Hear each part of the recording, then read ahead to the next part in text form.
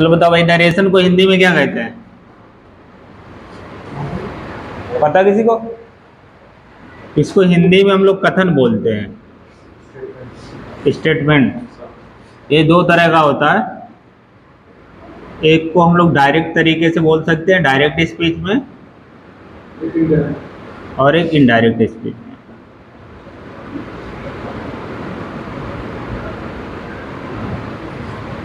Direct speech उसे कहते हैं किसी की कही हुई बातों को ज्यों का त्यों कहना, ठीक है।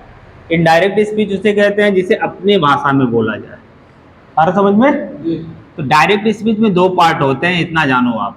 इसकी डेफिनेशन नहीं आएगी, डेफिनेशन डायरेक्ट स्पीच क्या होता है, इनडायरेक्ट स्पीच क्या होता है, आपको केवल इतना जानना है कि डायरेक्ट स्पीच के कितने पार्ट होते हैं। आप जानो दो पार्ट होते हैं, एक को रिपोर्टिंग वर्ब बोलते हैं, एक को रिपोर्टेड स्पीच बोलते हैं।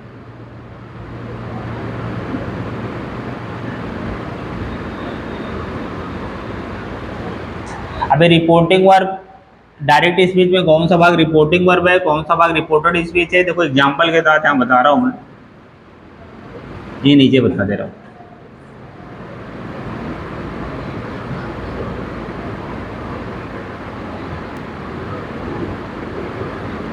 She says he helps me, he helps me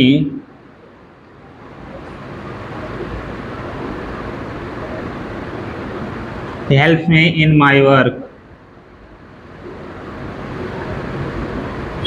अभी आपसे कोई पूछे क्या है नरेशन का कौन सा पार्ट है, तो आप इतना जान लो कि नरेशन का दो पार्ट है, जिसमें कॉमा लगाओ, इन्वर्टेड कॉमा लगाओ, तो समझ जाना डायरेक्ट स्पीच है। ये डायरेक्ट है।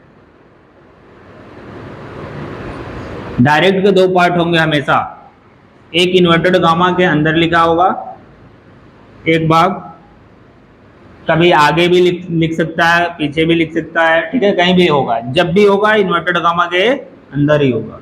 इतना समझ में आना चाहिए। जो इन्वर्टेड कॉमा के अंदर होगा इसका नाम होगा रिपोर्टेड स्पीच।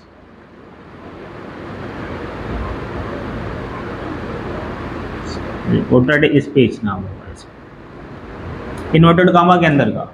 जो इन्वर्टेड कॉमा के बाहर होगा इसका नाम होगा रिपोर्टिंग वर्ब या रिपोर्टिंग स्पीच, कहीं कहीं लिखा होता।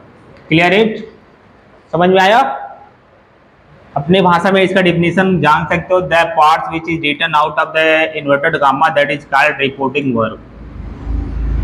The part which is written in inverted comma that is called reported speech. It's clear? समझ में आया? डायरेक्ट स्पीच में रिपोर्टिंग वर्ब किसे कहते हैं, तो आप सीधे सीधे बताओगे वह भाग जो इन्वर्टेड कॉमा के बाहर होता है उसे रिपोर्टिंग वर्ब कहते हैं। रिपोर्टेड स्पीच किसे कहते हैं? वह भाग जो इन्वर्टेड कॉमा के अंदर होता है उसे रिपोर्टेड स्पीच कहते हैं। क्लियर हुआ इतना?